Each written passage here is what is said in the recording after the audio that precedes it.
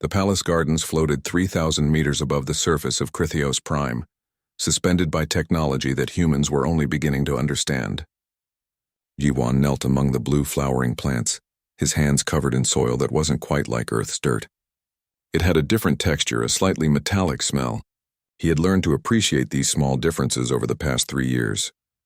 "The human tends his flowers again," a voice said from behind him. Jiwan didn't need to turn to know it was Commander Talvis, the head of the Empress's military forces. The Crithian officer visited the gardens often, always watching, always suspicious. Jiwan smiled without looking up. "These aren't flowers, Commander. They're a type of moss that grows in patterns. I find it relaxing." He continued working, his movements slow and deliberate. "Would you like to learn? It's quite peaceful." Talvis made a sound that might have been amusement or disgust. "I don't understand why the Empress keeps you around, human. You do nothing but read old books and play in the dirt." "Perhaps that's exactly why she keeps me," Jiwan said gently. "Everyone else in this palace wants something from her. Power, position, wealth. I just want to be here." The commander walked away without another word. Jiwan waited until the footsteps faded completely before he allowed himself a small breath of relief. 3 years of playing the harmless consort, and still some of them watched him. Talvis was smart. That made him dangerous. Jiwan finished with the moss garden and cleaned his hands. He had a letter to write to his sister Hyejin back on Earth. She worried about him constantly, living so far from home among aliens who could crush a human without effort. He never told her the real reason he was here. She thought he was a translator who fell in love. In a way, that was true. Just not the whole truth. The palace was enormous, with halls that stretched for hundreds of meters. Jiwan walked them every day, memorizing every corner, every guard post, every entrance and exit. Anyone watching would think he was just a curious human exploring his new home. No one suspected he was mapping the entire structure, noting shift changes, identifying security weaknesses. He passed a group of court officials who barely acknowledged him. To them, he was a curiosity at best, an embarrassment at worst. The mighty Empress Velnara, ruler of 47 star systems, had chosen a human as her consort. A human. From a planet that had only joined the galactic community 5 years ago. It was scandalous. Jiwan didn't mind being underestimated. It made his job easier. He reached his quarters and sat down at his desk. The room was comfortable, decorated with both Crithian and human items. A photo of Hyejin sat beside a Crithian data tablet. He picked up an old-fashioned pen and paper. Electronic messages could be intercepted, but who would bother with primitive paper letters? "Dear Hyejin," he wrote. "The gardens are doing well. I've managed to grow 3 earth plant species here, which the botanists find fascinating. Velnara has been busy with trade negotiations with the Vrex Collective. I mostly stay out of such matters. Palace life is quiet and peaceful. Quiet and peaceful. If only that were true." The door opened and Velnara entered. She moved with natural authority, her presence filling any room she walked into. She was tall, even for a Crithian, with silver skin that seemed to glow in certain lights. Her eyes were deep purple, sharp and intelligent. She wore simple robes now, having left her formal regalia in the throne room. "Writing to your sister again?" she asked, her voice carrying a melodic quality that always made Jiwan's heart beat faster. "I am," he said, standing to greet her properly. "She worries, as sisters do." Velnara sat on the edge of their bed looking tired. "Tell me about something simple, Jiwan. My day has been filled with complicated politics and threats of war. I need to hear about moss patterns and earth flowers." He smiled and came to sit beside her. This was real. Whatever else he was, whatever his mission might be, his love for this woman was completely genuine. That complicated everything. He told her about the gardens, about a new pattern he was trying to create, about the way the light hit the blue moss at sunrise. She listened, her head resting on his shoulder, and he felt her tension slowly ease. These moments made the deception harder. She trusted him completely. She had no idea who he really was. The peaceful evening shattered 3 hours later. The state ceremony was supposed to be routine. Velnara was receiving ambassadors from 3 different systems, accepting gifts, making polite conversation. Jiwan stood beside her throne as he always did, looking decorative and harmless. He saw the assassin before anyone else did. It was the way the man moved, too focused, too determined. His hand went to his belt in a motion Jiwan recognized instantly. Muscle memory took over before thought could intervene. Jiwan moved. He crossed the distance in 3 steps, faster than anyone expected a human could move. His hand caught the assassin's wrist before the blade could clear its sheath. He twisted, heard bone crack, and the weapon clattered to the floor. 2 more assassins rushed from different directions. Jiwan dropped low, swept the first one's legs, then drove an elbow into the second one's throat with surgical precision. The entire thing took 4 seconds. The throne room erupted into chaos. Guards rushed forward, but the threat was already neutralized. 3 assassins lay groaning on the floor.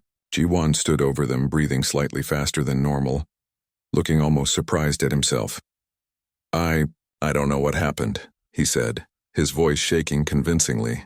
I saw the blade and just reacted. Lucky, I suppose. Talvis was there immediately, his eyes narrow with suspicion. Very lucky, he said slowly. Very lucky indeed. Velnara was on her feet, her face a mixture of shock and concern. Jiwan, are you hurt? No, I'm fine. Just shaken. He let himself tremble slightly. That was terrifying. The guards dragged the assassins away. Duke Nargoth, one of the more powerful nobles, protested loudly about security failures. The ceremony dissolved into accusations and arguments. Later, in their quarters, Velnara held Jiwan tightly. You saved my life, she whispered. Anyone would have done the same, he replied softly. No, she said. No, they wouldn't have. Most people freeze. You didn't freeze?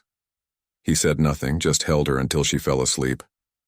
After midnight, when he was certain she was deeply asleep, Jiwan moved to his desk. He pulled out a small device hidden in a false bottom of a drawer. It looked like a simple data pad, but it was much more than that. He typed a message in a code that only a handful of people in the galaxy could read. Cover potentially compromised. Assassination attempt on primary target failed. 3 hostiles neutralized. Request guidance. He encrypted the message with a cipher that changed every day, then sent it on a frequency that bounced through 17 different satellites before reaching Earth. To any scanner, it would look like random noise. The reply came back within minutes. Maintain cover. Situation developing. Be ready. Jiwan deleted both messages and returned the device to its hiding place. He looked at Velnara, sleeping peacefully, trusting him completely. I'm sorry, he whispered to the darkness. I'm so sorry. But he had a job to do, and feelings didn't change that. No matter how much he wished they could. Outside the window, the stars glittered coldly in the night sky. Somewhere out there, Earth was turning. His real employers were watching, waiting. And the game was far from over. Jiwan returned to bed and closed his eyes, but sleep didn't come easily. It rarely did these days. The investigation into the assassination attempt consumed the palace for weeks. Velnara barely slept, meeting with her security council at all hours. Duke Nargoth pushed for expanded powers to root out traitors, while Commander Talvis conducted interrogations that bordered on torture. Jiwan continued his routine. He tended the gardens. He read books in the library. He wrote letters to Hyejin, but now he added a new habit. He took long walks through the palace, often getting lost in corridors he had supposedly never explored before. Guards would find him looking confused, and he would apologize with an embarrassed smile. During these walks, he overheard conversations. He saw who met with whom. He noticed which guards accepted bribes, which servants carried messages, which nobles held secret meetings. He assembled the conspiracy piece by piece like a puzzle only he could see. At night, he would whisper things to Velnara. Innocent things. I saw Duke Nargoth meeting with someone in the West Tower today. It seemed odd. Or, one of the guards was asking strange questions about your schedule. He never pushed. He just planted seeds and let her draw her own conclusions. She began finding the conspirators one by one, never realizing her harmless husband was feeding her the entire network.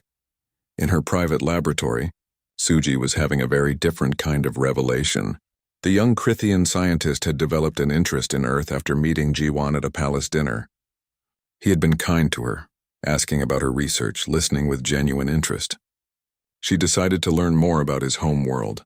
What she found disturbed her deeply. Earth's presence in the galactic database was strange. They had appeared 5 years ago, requesting membership in the galactic community. They had the required technology, they seemed peaceful, and they were granted provisional status, but their historical records were thin, too thin. Suji dug deeper. She found references to military organizations that no longer seemed to exist. She found news articles about conflicts that had been scrubbed from official records. She found gaps in Earth's timeline that didn't make sense. Most disturbing of all, she found a classified report that had been accidentally left in a public database for 3 hours before being removed. In those 3 hours, Suji had downloaded it. The report mentioned something called the event and casualty numbers that made her feel sick. 3 billion dead. On a planet with only 8 billion people. She brought her findings to Commander Talvis. The commander studied the data with growing concern. "You're saying Earth is hiding something." "I'm saying Earth is hiding everything," Suji replied. "Their entire military history is classified at levels I've never seen before. Whatever happened there, whatever they fought, it was bad enough that they're keeping it secret from the entire galaxy." "And Jiwon? His credentials check out. He was a translator, but..." Suji pulled up another file. "His background before joining the diplomatic corps is vague. Education at universities that exist but no records of him attending. Employment at companies that can't confirm he worked there. It's all too clean, too perfect." Talvis nodded slowly, like someone created a false identity. "Exactly like that." The commander stood and paced the laboratory. "I've been watching him. That incident with the assassins. No one moves that fast, that precisely on instinct alone. That was training. Serious training. What do we do? Nothing for now. If he's a spy, confronting him directly could cause a diplomatic incident. But we watch, we learn, and we prepare." Jiwon knew they were watching him more closely now. He could feel it in the way Talvis looked at him, in the way certain guards followed at a distance. He adjusted his behavior accordingly, becoming even more harmless, even more ordinary. He made mistakes on purpose, small ones. He tripped on stairs. He forgot meeting times. He asked simple questions about technology that any galactic citizen would understand. He played the part of a human out of his depth, overwhelmed by a civilization far more advanced than his own. It seemed to work. The suspicion eased just slightly, but Velnara was different. She loved him, trusted him, but she was also very intelligent. She began noticing small things. The way he always knew when someone was lying, even though he claimed he was bad at reading Crethian expressions. The way he somehow ended up in the right place at the right time. The way her investigations always succeeded when he had whispered a seemingly random observation.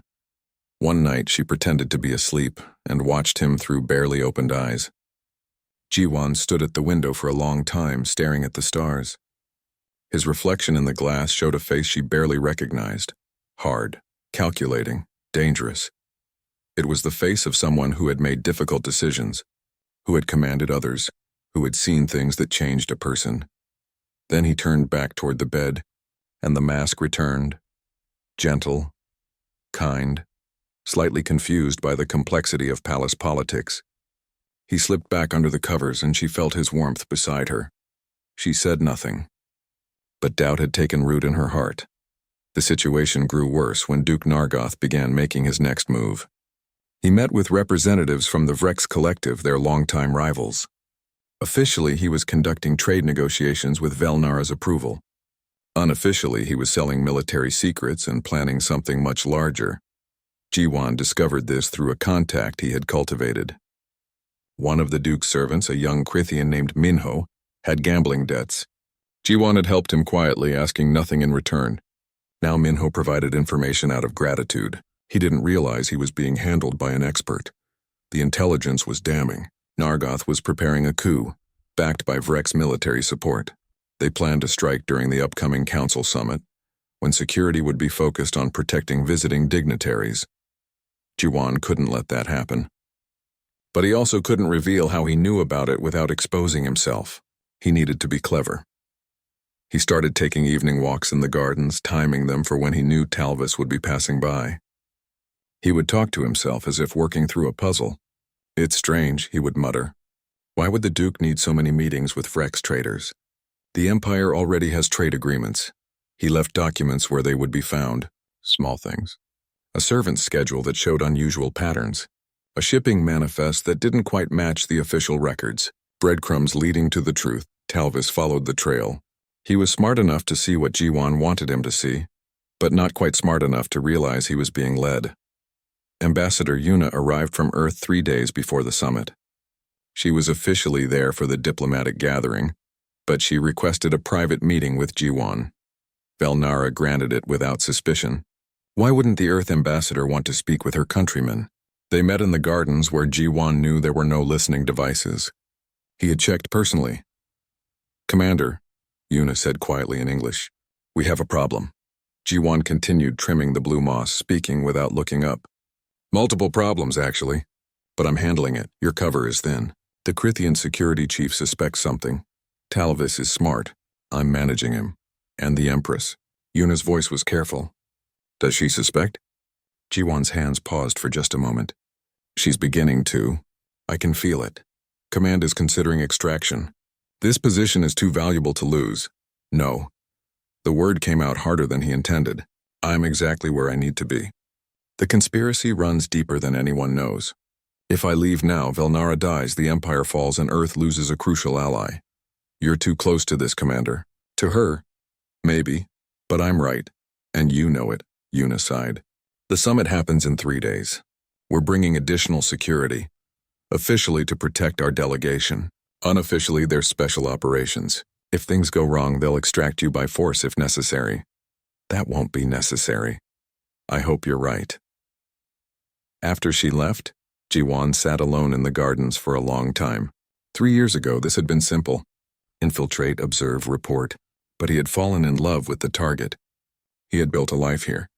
He had friends, responsibilities, connections. He had become someone else. Or maybe he had become who he really was beneath all the training and missions and lies. That night, Velnara confronted him. Not aggressively, but with a directness that cut through all his carefully constructed deflections. "Who are you, Jiwan?" He looked at her, this woman he loved, who trusted him with everything.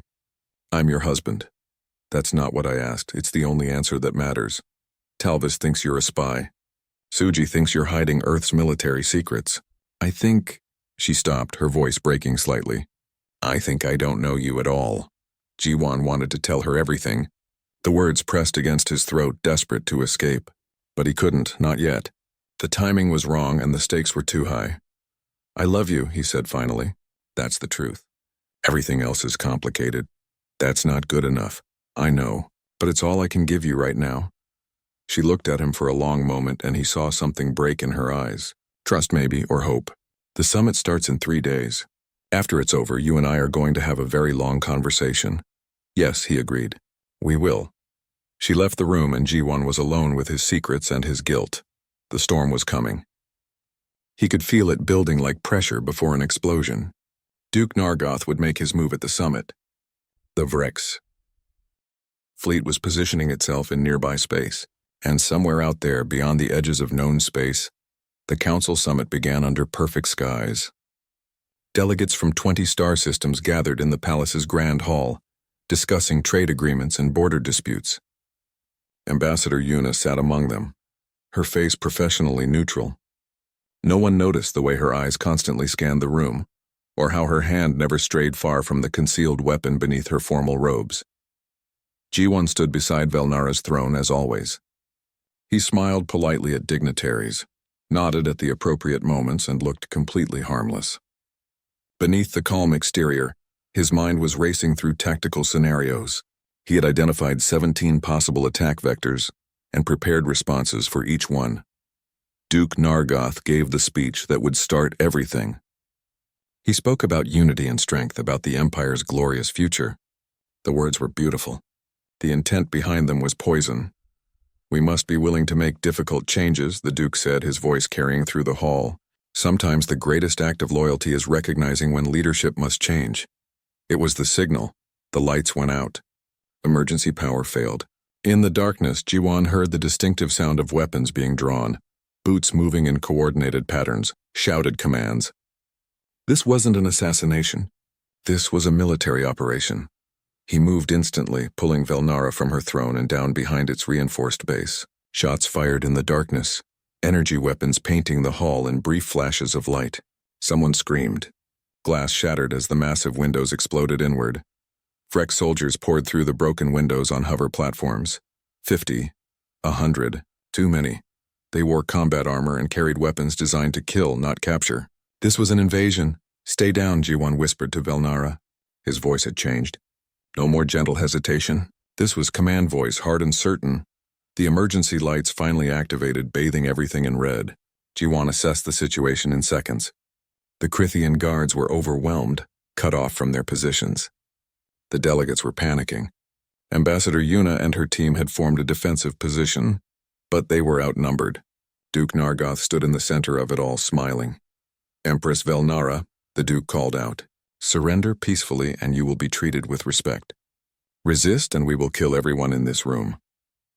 Velnara tried to stand, but G1 held her back. Not yet, he said quietly. What are you doing? These are my people. I won't let them die for me. They won't die. Trust me. I don't even know who you are.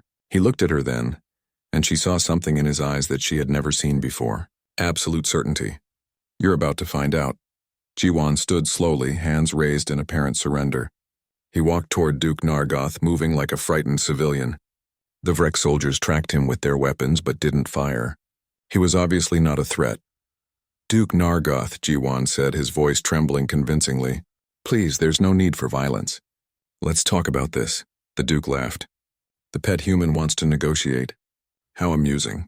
Tell your Empress to surrender and perhaps I'll let you live as my servant instead. I can't do that, G1 said. He was close now, within arm's reach. But I can do this. He moved. The transformation was shocking. The gentle, harmless consort disappeared, replaced by something else entirely. He disarmed the nearest soldier with a move too fast to follow. He used the stolen weapon to drop 3 more before they could react. Then grabbed Duke Nargoth and used him as a human shield. Ambassador Yuna, he called out in crisp, clear English. Authorization code Delta 74. Execute protocol Nightfall. Yuna's response was immediate. She and her team moved like they had been waiting for exactly this moment. They weren't diplomats.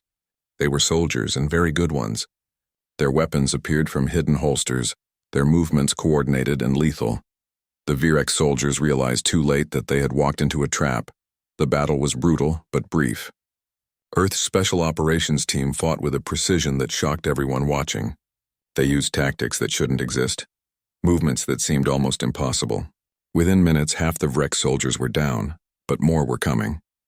The windows exploded again as additional hover platforms arrived, and from outside the sky lit up with weapons fire. The Vrek's fleet had arrived in orbit. 50 warships materialized from faster-than-light travel, their weapons already charging. They opened fire on the orbital defense platforms, and explosions blossomed in the darkness of space like deadly flowers. Commander Talvis burst into the hall with reinforcements, but even he could see it was hopeless. They were outnumbered 10-1 with an enemy fleet in orbit. The Empire was falling. Fall back to the command center, Talvis ordered. We'll make our stand there. No, G1 said. He still had Duke Nargoth in a grip that could break the Crithian's neck with a twist. We're going to take back this palace and this planet. Ambassador Yuna, are our ships in position? Standing by, Commander. The word hung in the air like an accusation. Talvis stared at G1 with sudden understanding. You're military. Earth military. Yes. How high do you rank? High enough. Now shut up and follow my orders if you want to live. G1 looked at Velnara, who was staring at him like she had never seen him before. I'm sorry. I wanted to tell you. I tried to tell you, but there wasn't time. You lied to me, she said, her voice hollow, about who I was, never about how I felt. He turned back to the tactical situation. We can discuss this later. Right now I need you to trust me one more time. Velnara looked around at the chaos, at the dying soldiers, at the burning palace. She looked at G1, this stranger wearing her husband's face. Then she made a decision. What do you need? Your command codes. Access to the planetary defense grid. That would give you control of the entire system's military infrastructure. Yes. If you betray me, millions die. I know. She held his gaze for a long moment, then nodded. Talvis, give him access, the commander protested. My Empress, he could have let me die a dozen times. He didn't. Give him access now. Talvis reluctantly provided his command codes. G1 combined them with Velnara's authorization, and suddenly had access to systems he had spent 3 years trying to understand. He worked fast, his fingers flying across a command terminal. Yuna, tell Captain Jihoon to bring the fleet in. All of it, sir, that's a violation of the treaty. We're only supposed to have 3 ships in this sector. The treaty is over. Bring them all. Now. In orbit above Krithos Prime, 3 Earth vessels had been waiting, maintaining their diplomatic presence. They were small ships by galactic standards. The Vrex fleet barely considered them a threat. That was their mistake. Space rippled as faster-than-light drives activated. Not 3 ships, 20. They emerged from their hidden positions with weapons already hot. And when they fired, the Vrex learned something the rest of the galaxy didn't know. Humanity had been fighting a war, a terrible war against an enemy that made the Vrex look like children with toy weapons. And humanity had won. The technology they had developed, the tactics they had learned, the sheer brutal efficiency of their military machine was beyond anything the galactic community had seen. The first volley destroyed 8 Vrex ships.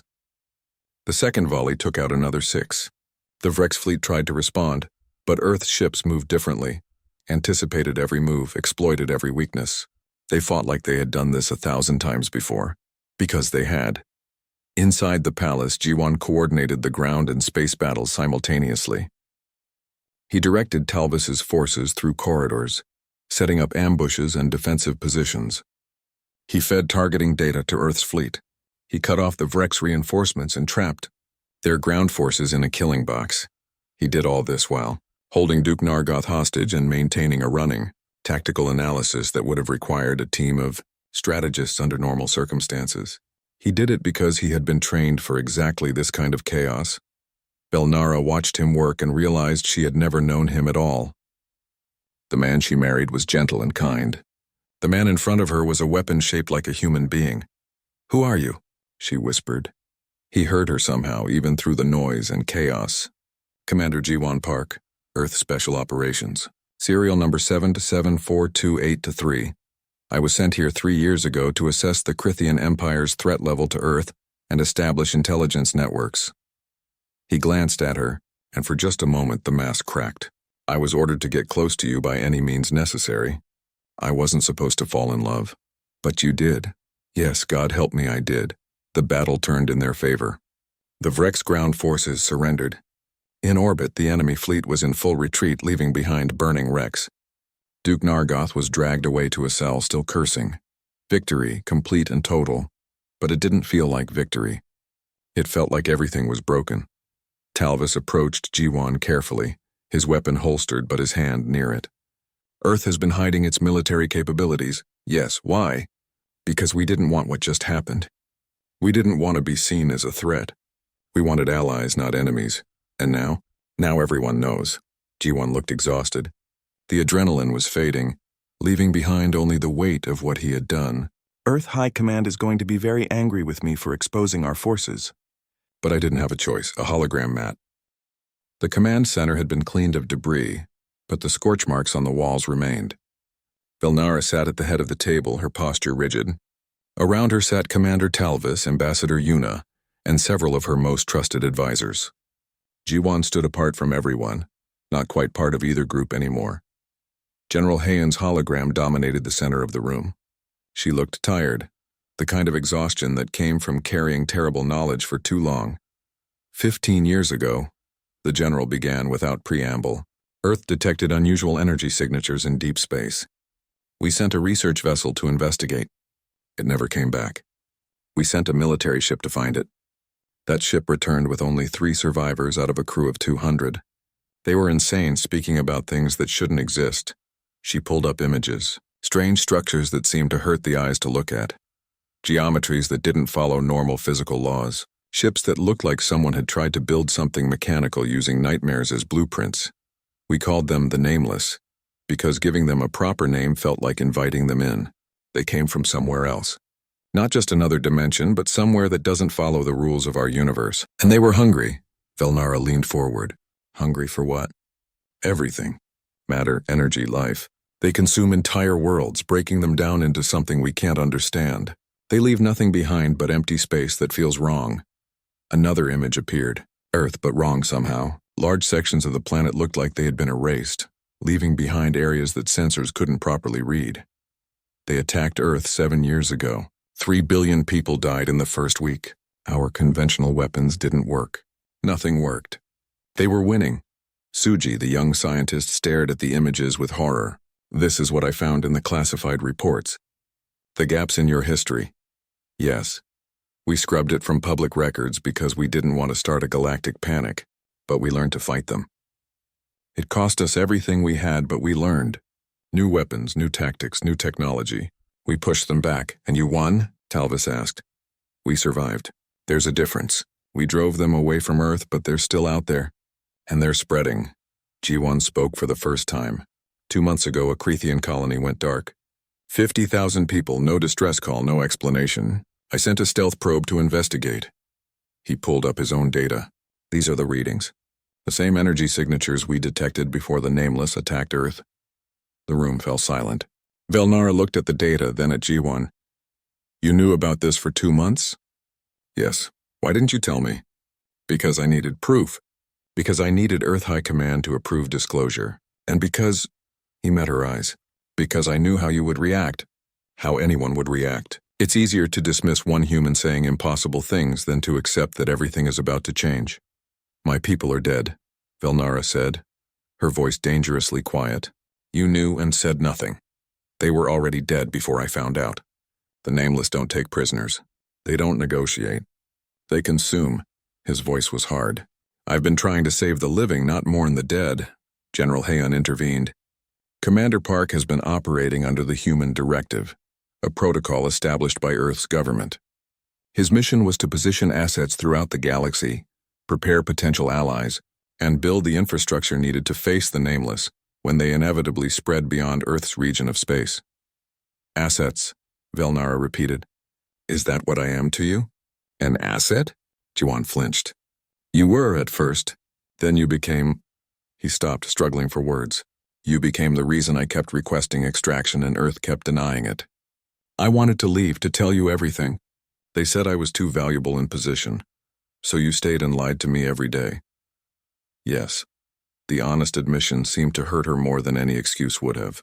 She looked away, her hands gripping the edge of the table. Ambassador Yuna spoke carefully. Empress, I understand your anger. But right now we have a more immediate problem. Duke Nargoth's coup wasn't just political ambition. We've been interrogating the Vrex prisoners. They're telling us things that don't make sense. Talking about voices in their heads, orders that came from nowhere. G1 nodded grimly. The Nameless don't just consume matter. They corrupt thinking beings. Turn them into tools. Nargoth wasn't working alone. He was being influenced, probably for months. That's impossible, Commander Talvis said. We scan everyone regularly for mental manipulation. Your scans weren't designed to detect something from outside your dimension. That's why we need to work together. G1 pulled up a star map. Earth has been tracking Nameless activity. They're moving this direction, toward your empire, toward the Vrex Collective, toward a dozen other civilizations. In 6 months, maybe a year, they'll be here in force. How many? Velnara asked. We don't know. But if it's anything like what hit Earth, it will be enough to overwhelm your defenses easily. Maybe enough to overwhelm mine too. General Hayon's expression softened slightly. Commander Park has been arguing for 3 years that we need to tell you the truth. He believed the Crithian Empire would be crucial to survival. He was right. We need allies. We can't fight this alone. And if we refuse, Talvis asked, then you die. Quickly if you're lucky. The Nameless don't care about politics or borders or treaties. They don't negotiate. They consume. Hayon's voice was flat. Earth learned that lesson with 3 billion dead. We're trying to keep you from learning it the same way. The door burst open. Daehyun, one of the Earth soldiers, rushed in. General Commander, we have a problem. Long-range sensors are detecting massive spatial distortions, multiple signatures heading this way. G1's blood went cold. How many? At least 30. Maybe more. They'll be here in 3 hours. That's impossible. They shouldn't be this far and this fast. Well, they are. Daehyun pulled up the sensor data. And there's something else. We're detecting the same corruption signals from inside the palace. Someone here is compromised. Everyone in the room suddenly looked at each other with suspicion. Velnara stood slowly. Scan everyone. Now. Saman, Earth's information warfare specialist, was already working. She had equipment that looked like medical scanners but read something else entirely. She moved around the room, checking each person. Most came back clean.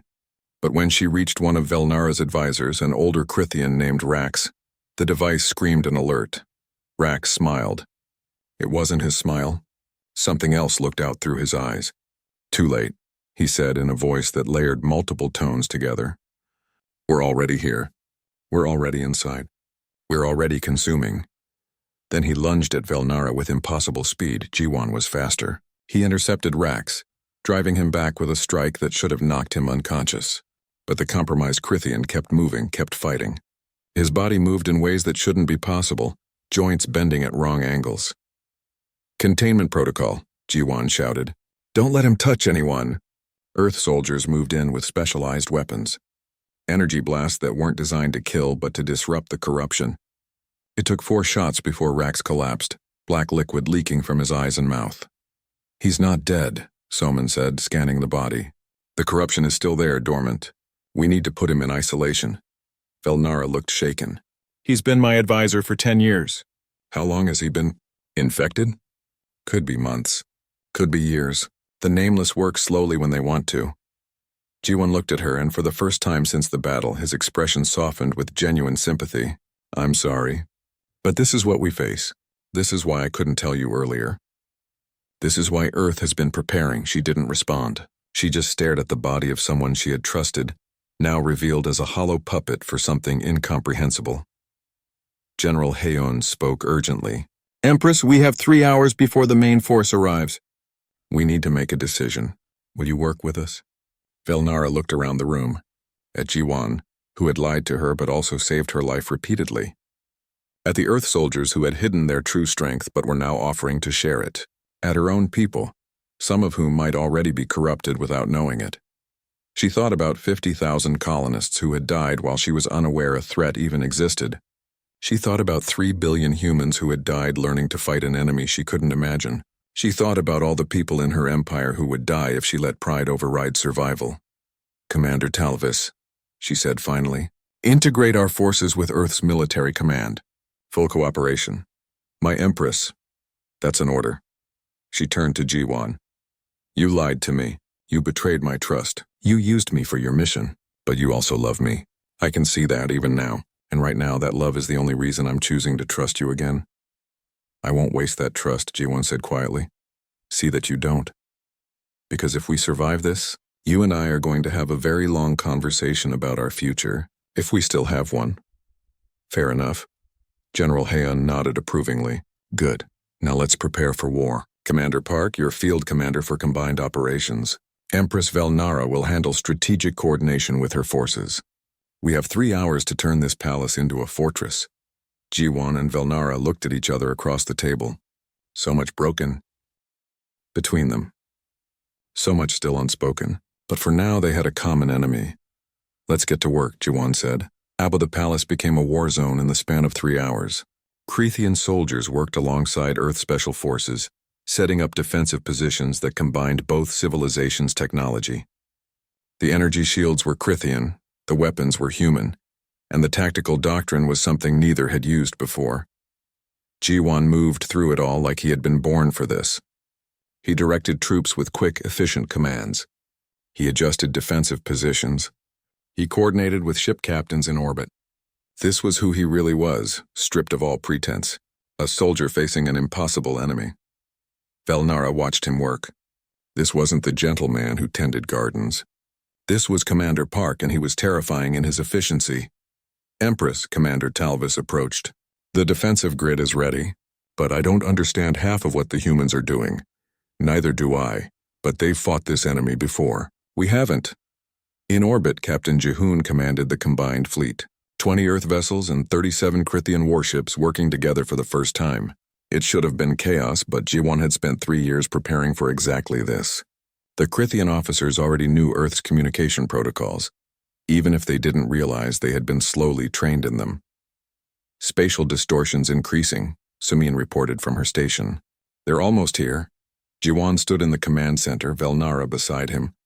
They weren't standing as husband and wife anymore. They were co-commanders, and the distinction hurt more than Jiwan expected. All forces, weapons hot, he ordered. Remember your training. Do not let them board your ships. Do not let them touch you. If someone becomes compromised, containment protocols immediately. How do we know if someone is compromised? a Krithian officer asked. You'll know. They stop acting like themselves. They move wrong, talk wrong, and their eyes. Jiwan's voice went distant for a moment. You'll know. The space above Krithios Prime tore open. Not like normal faster-than-light travel. This was different. Violent, like someone was ripping through reality itself. Ships emerged from the wound in space. Except they weren't really ships. They were structures that seemed to exist in more dimensions than human eyes could properly process. Looking at them too long made people's heads hurt. 30 vessels. Each one the size of a small moon. They hung in space like tumors in the fabric of reality. Holy, Talvis breathed. Yeah, G1 said grimly. That's what we faced. Except Earth saw 300 of them. The nameless ships didn't communicate. They didn't demand surrender. They simply began to fire weapons that shouldn't exist, beams of something that wasn't energy or matter, that seemed to unmake whatever they touched. The Krithian fleet tried to respond with conventional weapons. The shots passed through the nameless ships like they weren't there. Switch to resonance weapons, G1 ordered. Earth vessels, show them how it's done. The human ships opened fire with weapons that looked different. Instead of simple energy beams, they projected fields that vibrated at specific frequencies. When these weapons hit the nameless vessels, they actually connected. Hull sections shattered. One of the smaller ships spun out of control. See that frequency? G1 broadcast to all Krithian vessels. Recalibrate your weapons to match it. It's the only thing that works. It took precious minutes, but the Krithian ships adjusted. Suddenly, the battle became more even. Not easy, never easy, but possible. On the ground, the real horror began. The Nameless weren't just attacking from space. They were already inside the palace, awakening sleeper agents who had been corrupted months or years ago. People Velnara had trusted suddenly turned on their comrades, their eyes going black, their bodies moving with that terrible wrongness. Jiwan was everywhere at once. He put down a corrupted guard with a resonance pistol. He dragged a wounded Krithian soldier to safety. He barked orders and adjusted tactics in real time as the situation evolved. But he wasn't invincible. A nameless infiltrator caught him from behind, and for one terrible moment, G1 felt that corruption trying to force its way into his mind. It felt like ice and fire and nothingness all at once. Voices that weren't voices whispered impossible things. Then Velnara was there, her own weapon discharging. The infiltrator collapsed. She grabbed G1, checked his eyes. Are you compromised? No. He shook his head, pushing away the lingering sensation. I've been exposed before. I have some resistance. Exposed before? Later, I'll explain later. In orbit, the battle reached its critical point. The nameless ships were pushing through the defensive line, getting closer to the planet. If even one of them made it through, they could corrupt millions in hours. We need to change tactics, Captain Jehoon said over the comm. Permission to use Protocol Omega? Jiwan hesitated. Protocol Omega was Earth's most dangerous weapon. Developed during the darkest days of their war. It worked, but the cost was terrible. Hold on that, he said. We have one more option. Kyungsu, are you ready? A new voice came online. Kyungsu, Earth's xenobiologist, speaking from a research vessel hidden behind one of the planet's moons. The resonance bomb is ready. But Commander, you understand what this will do. Anyone who's even slightly corrupted will die. That includes people who don't know they're infected yet. G1 looked at Velnara. Your people. Your call. She understood what he was asking. The bomb would kill the Nameless and their corrupted servants. But it would also kill anyone in the early stages of infection. People who could still be saved, maybe. People who were still themselves, mostly. How many? She asked quietly. Sensors indicate approximately 200 individuals in the palace and surrounding area, showing early corruption markers, Soman reported. Most don't know they're infected yet. 200 lives.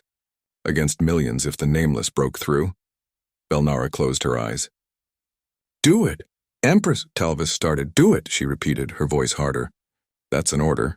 Kyungsu activated the resonance bomb. It didn't explode in the traditional sense. Instead, it released a pulse that vibrated at the exact frequency that disrupted Nameless corruption.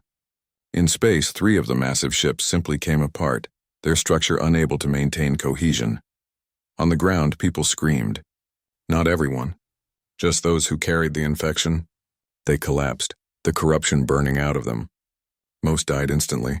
A few survived but changed, damaged in ways no one fully understood. Ji-won watched it happen and saw Velnara die a little inside.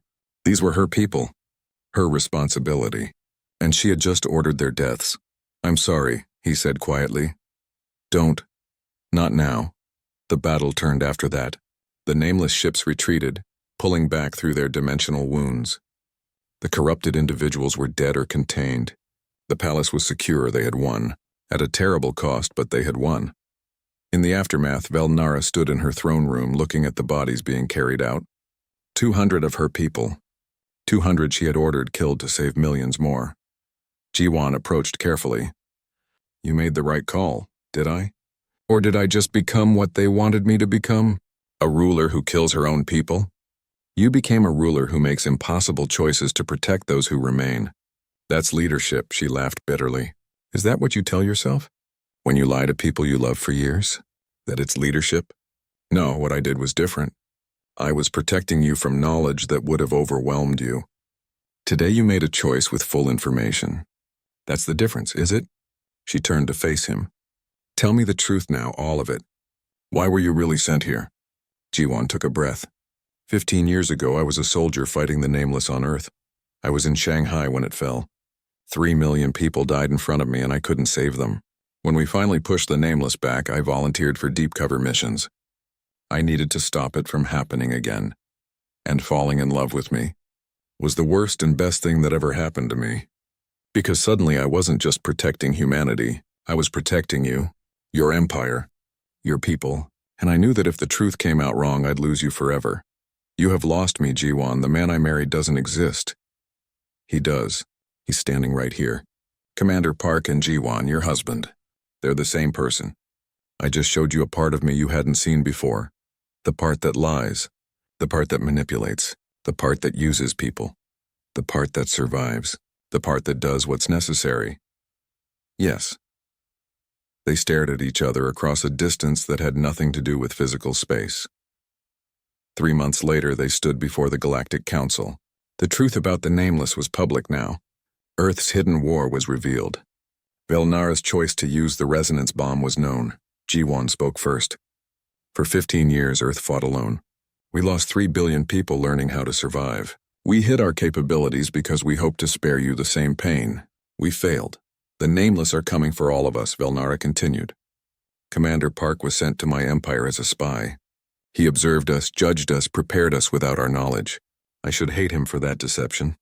But his actions saved my empire when the attack came. The question before us now is simple. Do we fight together or do we die separately? The vote took hours. Arguments raged. But in the end, fear won over pride. The Galactic Defense Initiative was formed. 20 civilizations pledged their